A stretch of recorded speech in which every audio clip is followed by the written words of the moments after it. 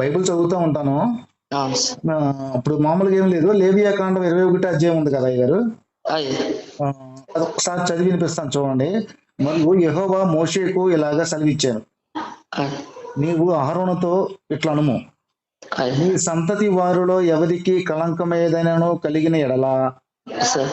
అతడు తన దేవుని ఆహారం అర్పించుటకు సమీపింపకూడదు. అవును. ఏలయనగా ఎవని యందు కళంకం ఉండనో వాడు గుడ్డివాడే గాని, కుంటివాడే గాని, ముక్కివాడే గాని, విపరీతమైన అవయవములు కలవాడే గాని, కాలైనా చేయనైనా గుడ్డివాడు గాని, గుజ్జువాడు గాని, కంటిలో పువ్వు గలవాడు గాని, గజ్జి గలవాడు గాని, చిగురు గలవాడు గాని, వృషములు నలిగిన వాళ్ళు గాని సమీపింపకూడదు. అంటే ఆయన దగ్గరికి సమీపింపకూడదు అని చెప్పని లేవియాకాండం 21లో ఉంది కదా పాస్టర్ గారు. ఓకే.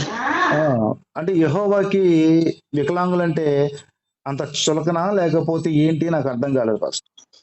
సరే సార్, సరే సార్. అంటే నేను కూడా అంత